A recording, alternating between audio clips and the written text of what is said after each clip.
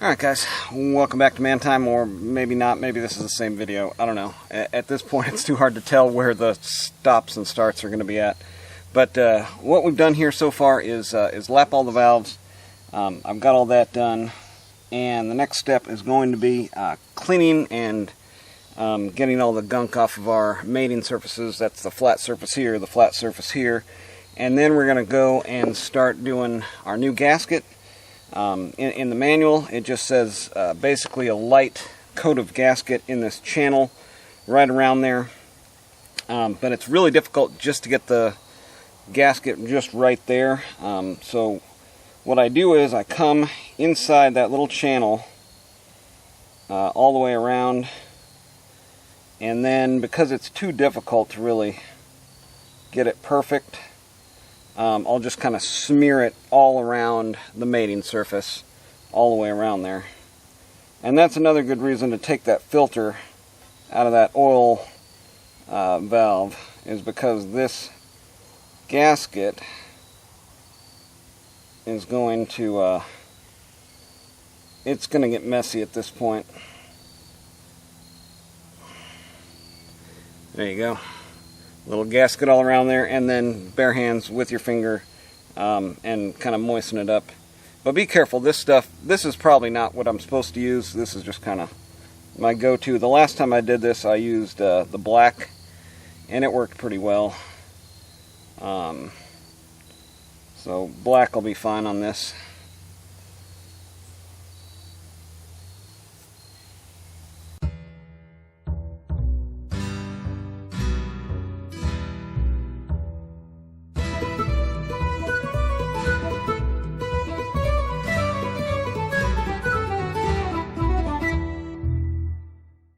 Alright, next step is we're going to lay down our intake and exhaust rockers.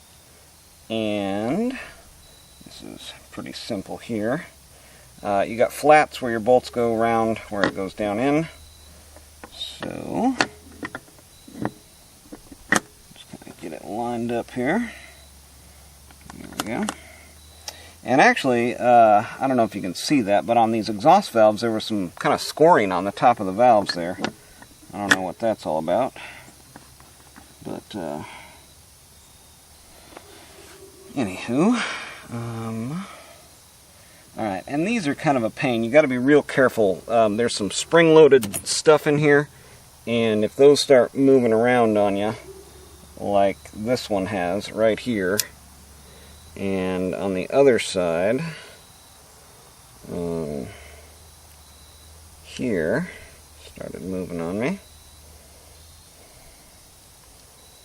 It's a real pain to get everything back in line. So just be real careful. I've got some stuff on it. Nope, there it goes. Alright, so here's what happens on these. You've got a little spring, and that is going to go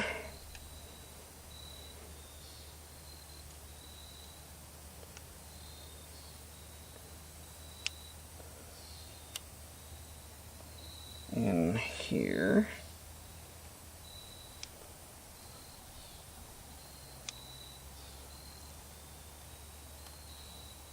And then there's a little cup. It's also going to go in here over that spring, and then everything's going to come together.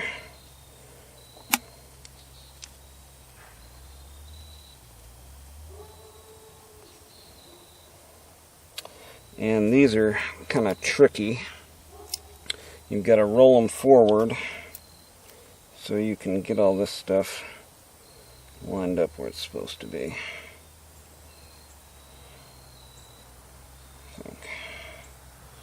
So here, this is going on like this. Gotta have these over here like this.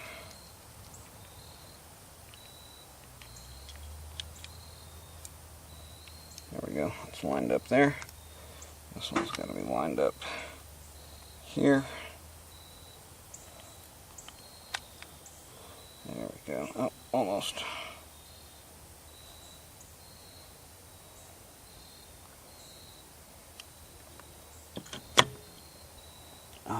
Come on, stay together.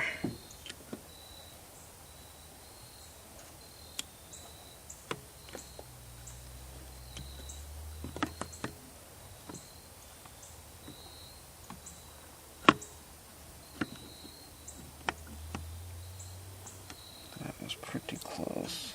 There we go. Alright, got it. Almost.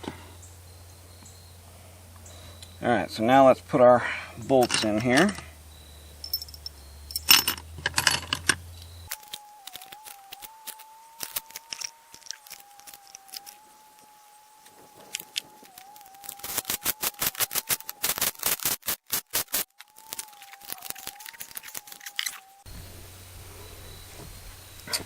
Alright, there is our camshafts, dual cam system on this one. All of our rockers are in place, and yeah, looks pretty good here.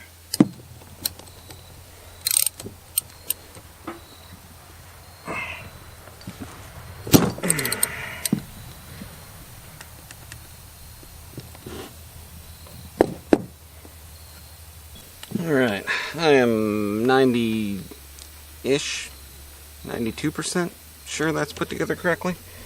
I thought I had loosened all these up, and they may be loose. The cam just might be kind of in a weird spot, but it feels pretty similar to the other side.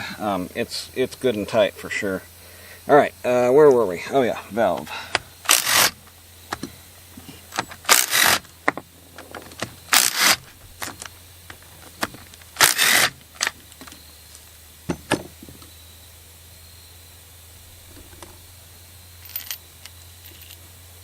Again, you have got a filter. Where is it at here? Yeah, right in here. Your filter. See if I can find something to bring that out of there. There's that little filter, and that's inside of this valve block here. And that is going to get all clogged up. I can almost guarantee it from doing all this work with all this fake gasket stuff on there. So that's coming right out.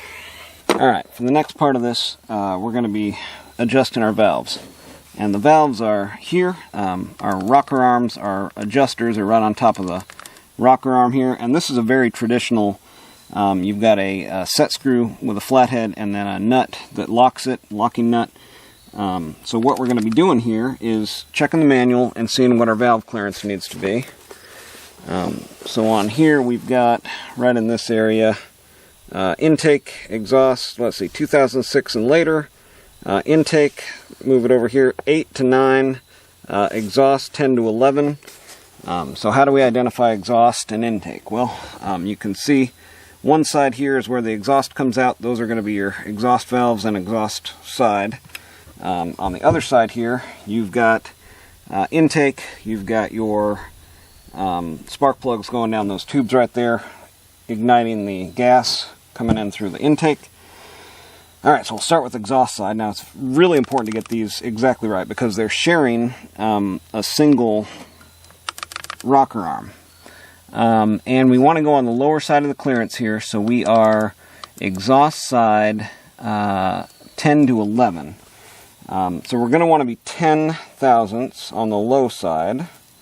And the reason that is because the closer we are to the valve initially, the further it's going to open.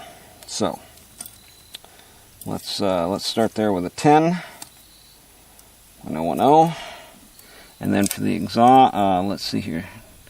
10 is going to be exhaust, 8 is going to be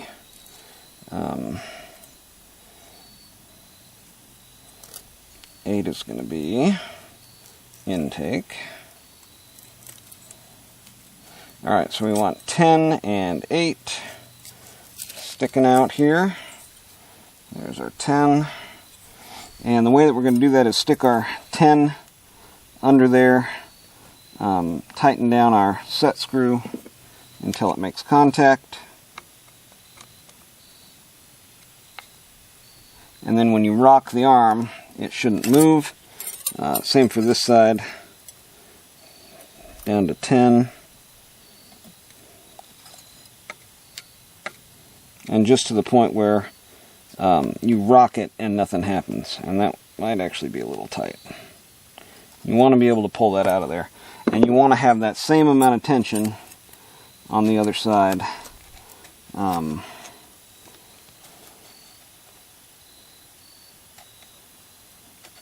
There we go, that feels about right. And then once you get them just set perfectly, you come in here, tighten down your locking nut, and tighten down your locking nut. And then go back and double check before you put all this stuff away. We're on the exhaust side. We want 10 thousandths. We want to make sure that still slides in there, and when it does, we've got no movement. Perfect. And on this side, this slides in here, and we've got no movement. Okay. And then you can hear it there. That's what they call valve train noise, as that's rolling around in there, and the oil should help minimize the sound there. The lower amount of clearance you have between the two, the less valve train noise you're going to have as well. Okay, next is the same thing. Alright, now we're going to jump over to our intake side. I forgot to mention here, you need to make sure that your cam is not on its stroke side, where it's trying to press down on the valves. And you can check that a couple of ways here. You can kind of roll it around and see this exhaust is going down. As it's going the other way, it is going to make sure these are completely up as far as they can go. Alright, so these you have to kind of come in from the side like this.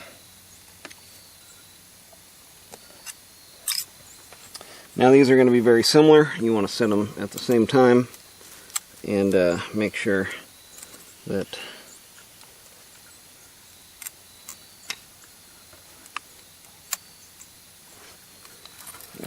they're the same. Alright, let's see what we've done so far. So we got our heads back together here, this two-piece design. Kind of awkward with this middle piece kind of crimping the camshaft, and then these upper camshaft rocker deal-em-a-bobbers. But you've got, I guess this is what you've got when you've got 4 valves per cylinder. That's just kind of one of the downsides of it there. But those are all cleaned up, rebuilt.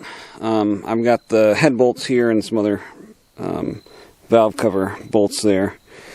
Now we're going to go to the engine.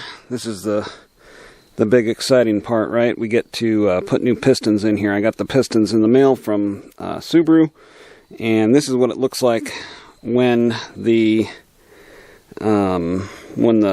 piston wrist pin is lined up with your extraction holes here.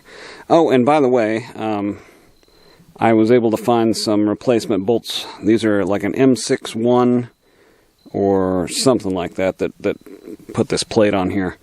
And at Ace Hardware they had some. I ended up getting stainless because it's a little bit harder, but they had a hex head that was the same height as the whatever they call this type here. So anyways, that's what the pistons are going to look like. Let's see if we can figure out what is going to be the best tool to get that little clip out of there. Tool of choice I thought I was going to be able to use was these bullnose pliers. And, oh, hello.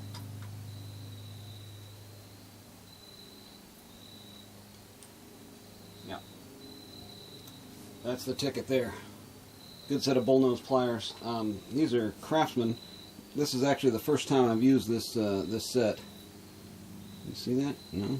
Not even a little bit. Anywho, Craftsman makes a good bullnose set of pliers. I'm thinking if I rotate the pistons a little bit, and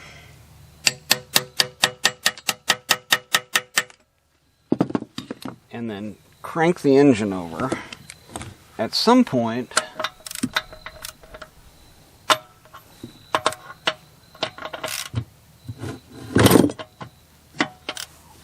the piston is going to catch Uh-oh. No.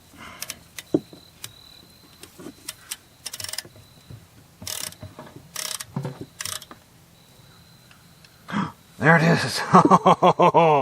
That's what I'm talking about. Was not doing what it was supposed to be doing.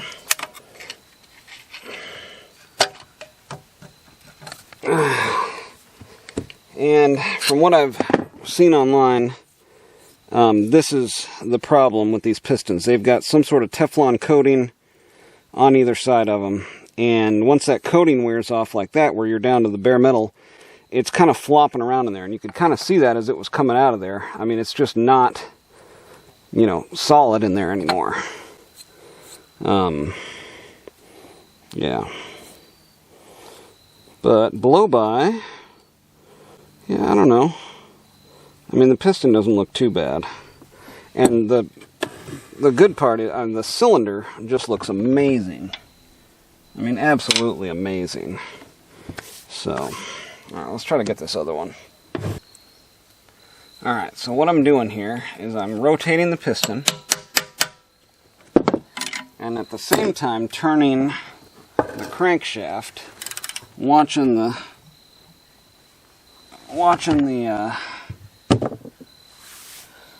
piston rod.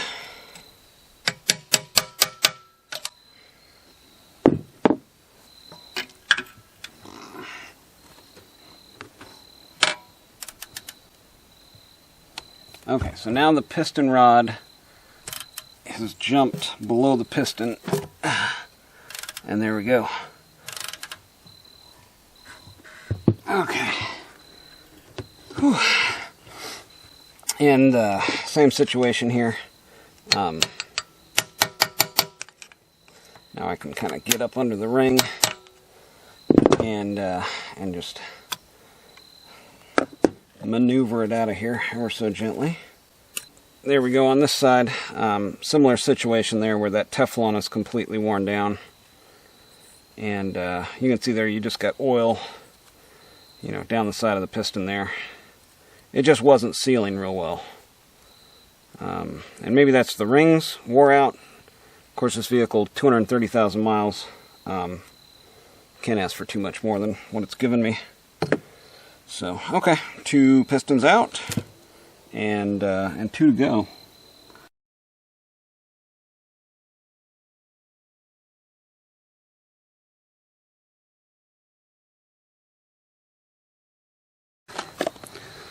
Alright, I think I got a pretty good handle on the pistons here. Let's do one of these together. And what I've been doing is just kind of working from left to right, back to front, on how to install these little wrist pin keepers.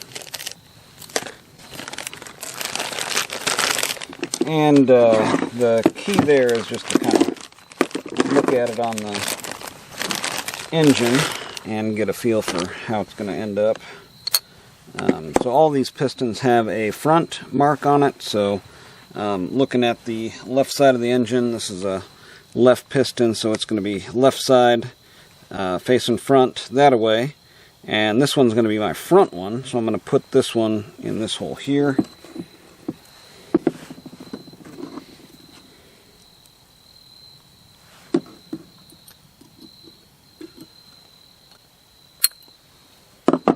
Okay, and then the way you start these out, and the way the book says it, there's 3 different configurations for the rings in here, and my model isn't even listed in this one. So I'm just going by 2005 models, 2005, yeah. So we've got 2002 to 2004, 2000, 2001, and then 2005, and then it ends. So, anyway. Alright, first thing you want to do is put your little crimpety looking thing here. It's got a ridge on the inside of it that's going to seat right up against the inside of the piston here. So this has to go on first before the other lower rings that go around it. Learned that the hard way. And then, let's see, we've got a lower ring here, has no... It's just indistinguishable, in any way, shape, or form. There's no upper, lower mark on it. So that's going to go on first, and that one goes facing the back. Let's see, lower oil ring E. So that's going to go toward, actually this one's going to go toward, yeah, toward the back.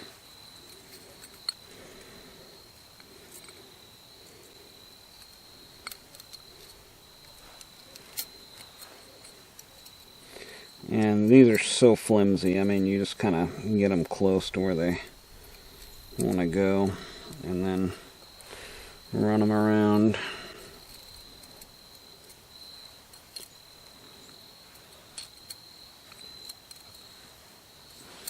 Okay, and then see there's a little notch right there, and this one here has a notch, and you face that notch up, and it's going to go right in there at the front of the piston.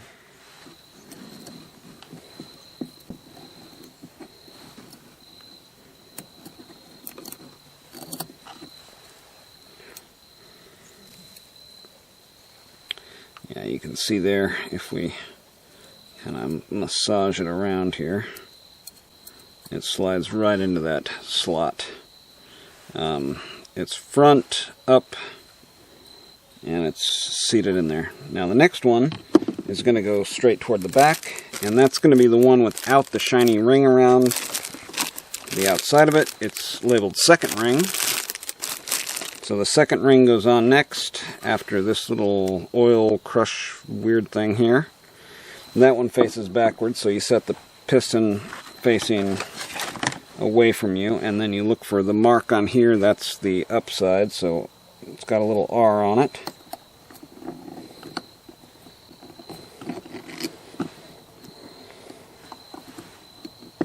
And just keep working it down toward that lower ring. It's kind of caught, so we'll just move it out.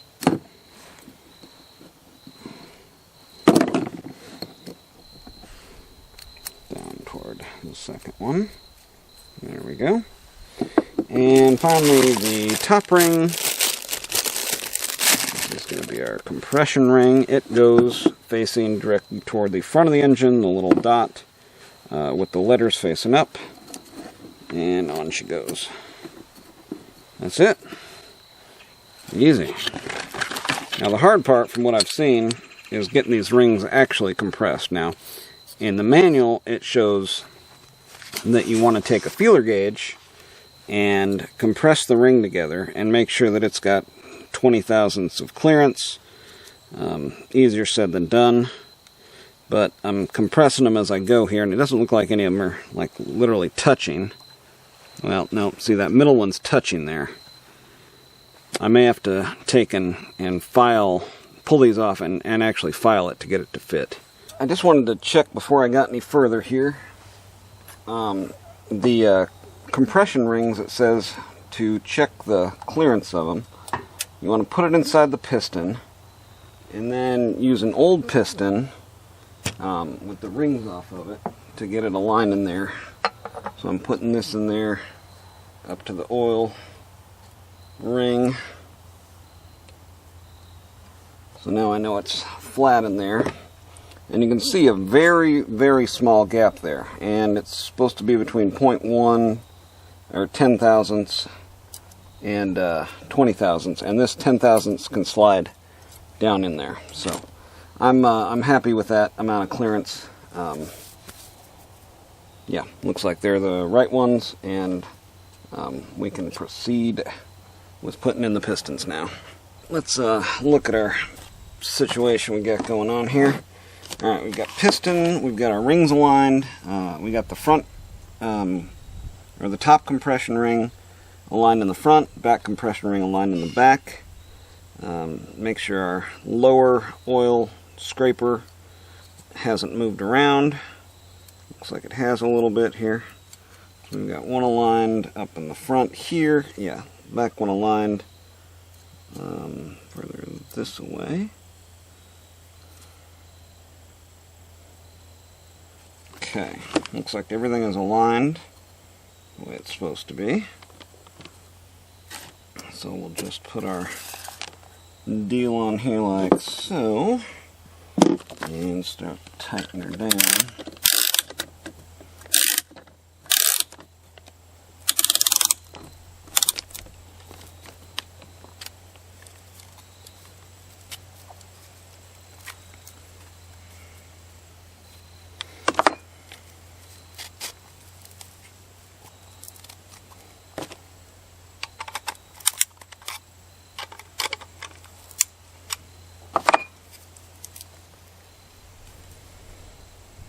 Okay,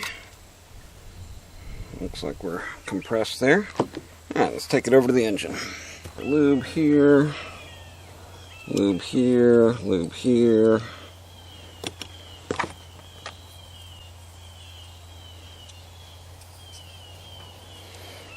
Alright, and then I've double checked, tightening this down, making sure that my rings are still aligned the way they're supposed to be aligned.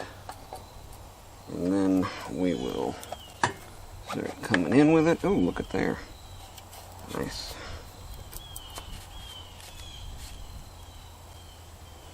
Okay, and then I'm just going to use a hammer.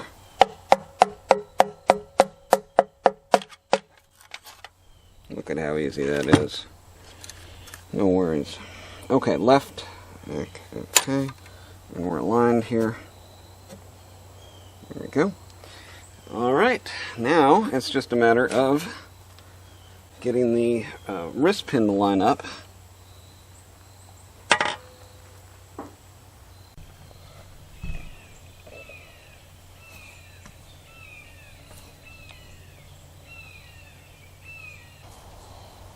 There.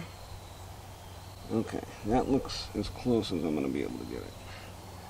On the sides. Yeah, there's a little chamfer right there that might help me out. There it goes. Felt it that time. Yes. Okay, we will drive that through with a smaller socket. Looks like a 15 is going to work just fine. Clean it up, get debris off.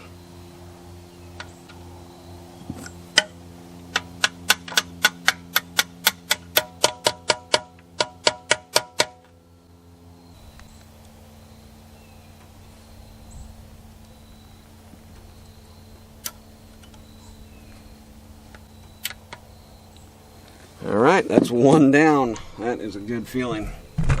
Yeah, you can kind of see down in there how everything went together.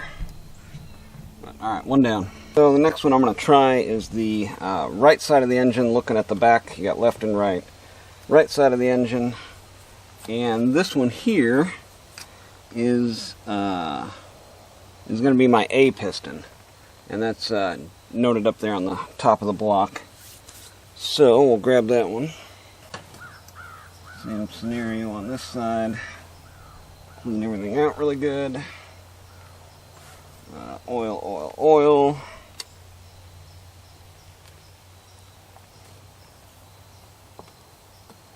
Oil on the piston.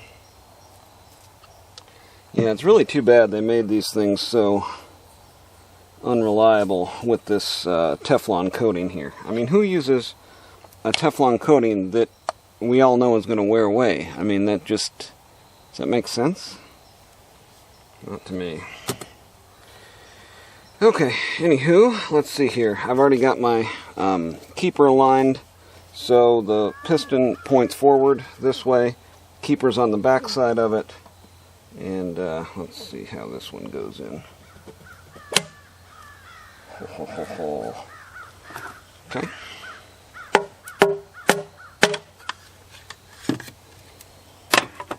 Boy, that is a lot more simple than people make it look like on the internet. Alright, forward, going that way, rings aligned, A piston, right side, good to go. Double checked. Alright, then we'll just tap it on down.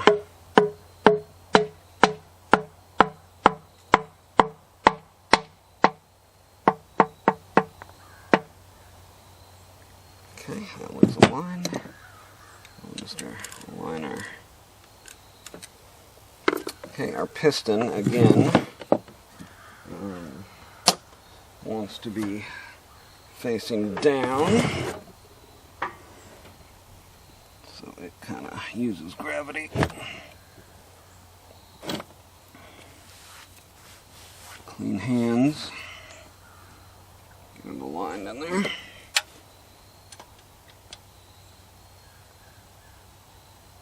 Boy, that looks pretty close.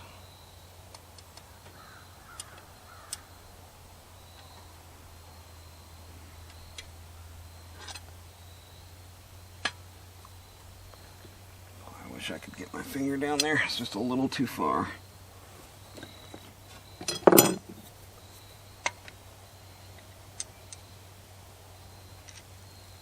Alright. Boy, that's close. I don't know if that's gonna do it or not, but it is as close as I can get it aligned.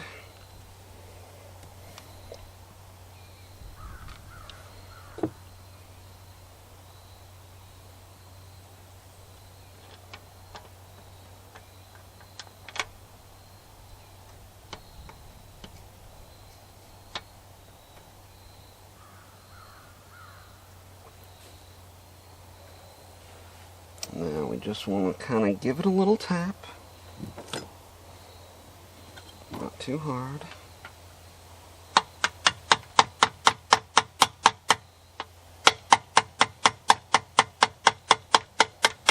There it goes. Okay. Alright. I know it's kind of hard to tell what's going on here, but I've got my rear pistons in. Now I'm going to move to my front pistons and rotate the engine over so that these two pistons are in line.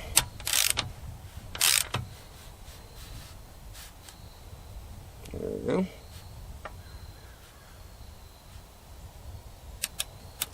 Somewhere near the bottom of the stroke on these, but if you just kind of line them up so you can see them through the holes here where they look pretty centered, then you can get your pistons in there and align it from there. That's our water pump. It seems to be pumpulating. Idler, crank. Okay, next is going to be, let's see, left side B piston. Let's try this one first here.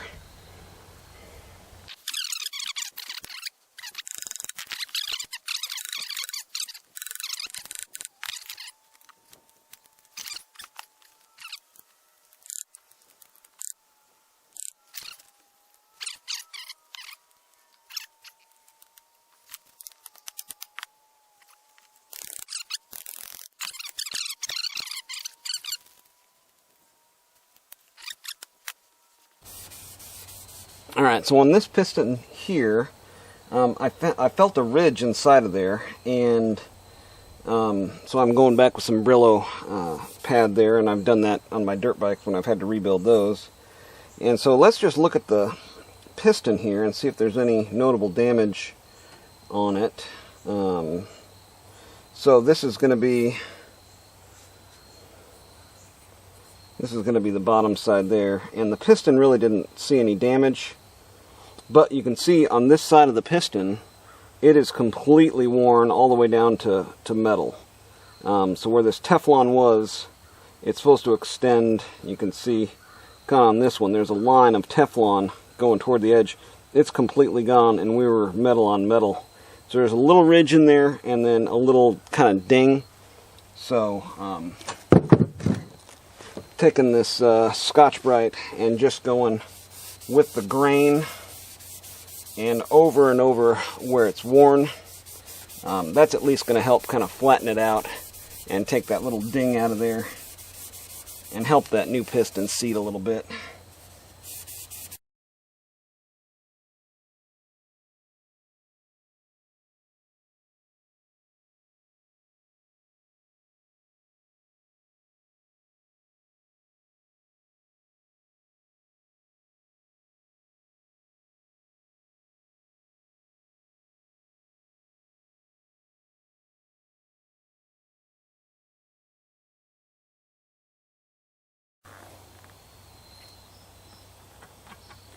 And that is how that's done.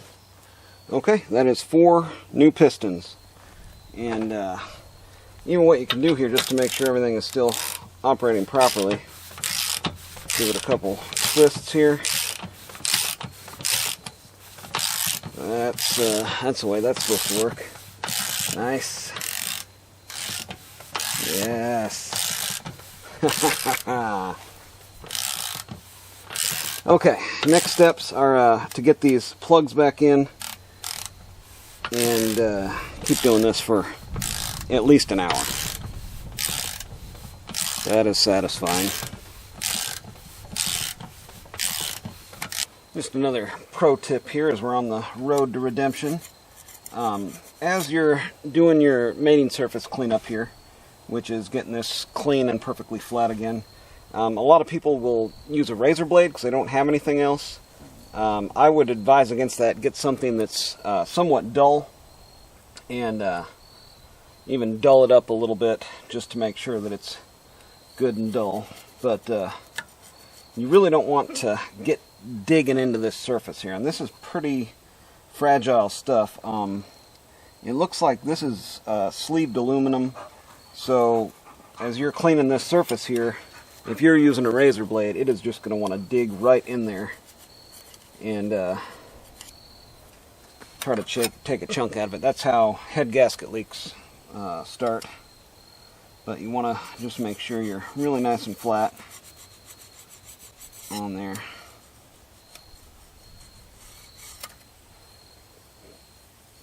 Clean your gasket surface prepping tool often. Next step is to get these back on there. I've already got the other side on.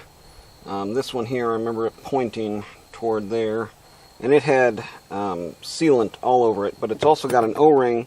The old O-ring, I think I've already taken it and thrown it away, but it was completely depressed. The Subaru gasket set has this O-ring in it, so don't cheap out and try to use that old O-ring. Make sure you look through your bag of goodies there and find the correct one. And I'm just gonna put it all over, and actually maybe a little bit under this O-ring. Now this project is probably, if you're working on it like, well, I'll just tell you my experience. To let all this gasket material set up, you're going to need several days of cure time on it. So, if you're working on this at the house, or like me, a shade tree mechanic that doesn't have a shop, it's going to take you quite a while to get everything put back where it needs to go. So I'm on week 2 of this project, and I've got probably another week of just setup cure time on this stuff.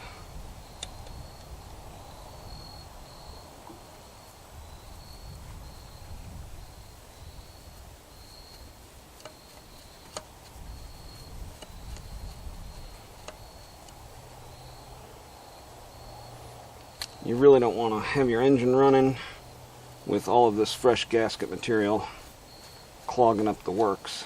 So I'm going to give it an appropriate amount of time to set up. And I'm not going to over torque these like they were previously. Just a fair amount of torque, as much as I can do with a big screwdriver in my hand, and we'll call it a day there. Now on this side, this is the one where I rounded off all these heads. This is a M61, and do I have it? Yeah, I've got it right here. So you can see here I don't know if you can see that too well, but the thickness of either one is, this actually looks like it might even be more low profile, if not the exact same. So, M61 stainless, the grade 5 that they had just looked like plastic, basically, so I went with the stainless. Now, stainless and aluminum might have some issues going together there, so we are not gonna tighten these too hard either. And you're gonna have the sealant in there too. Again, not too much sealant, just a good layer around everything that's gonna be your mating surface. And this has been cleaned. Got some staining on it, but it's not too bad.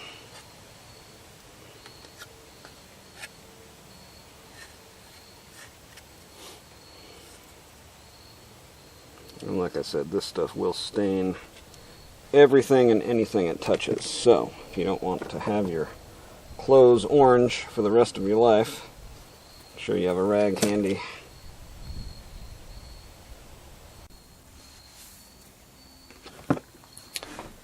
Alright, so we got a new pilot bearing here, and I just grabbed a socket. This one is a little bit gravelly, but shouldn't be.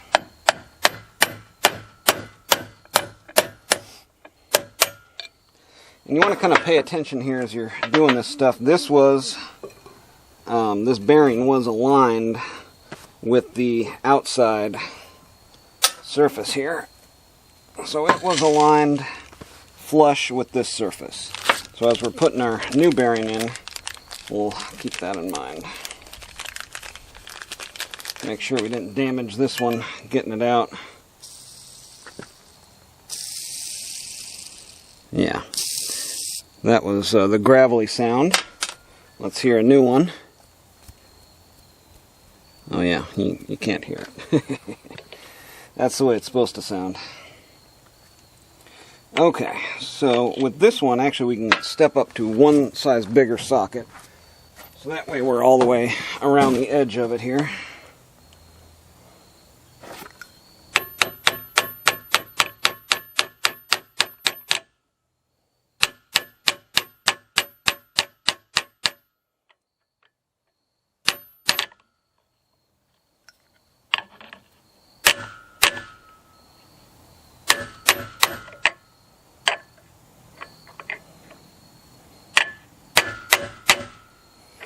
And actually I can go, let me go one size bigger than that one just to make sure that when it comes down in contact with the surface here, it's going to stop.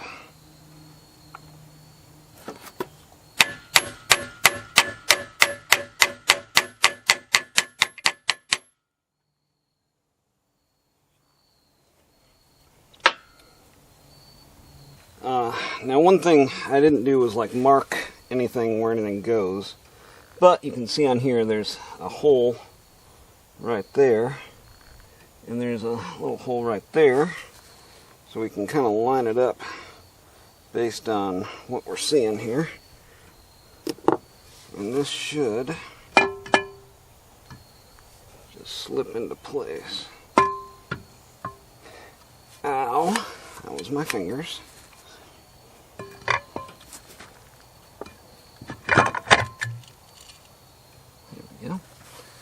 Okay.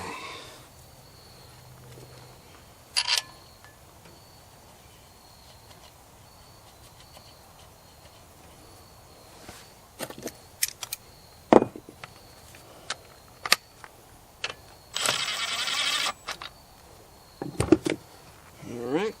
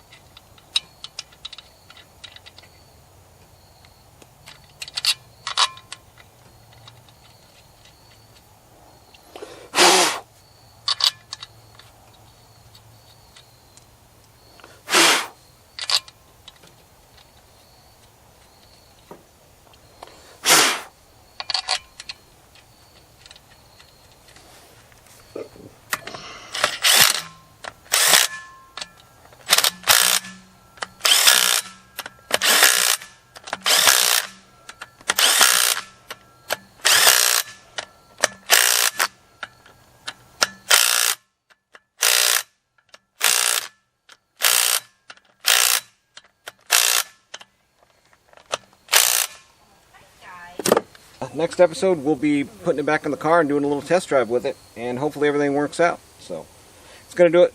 Get out there, have you some man time too, guys.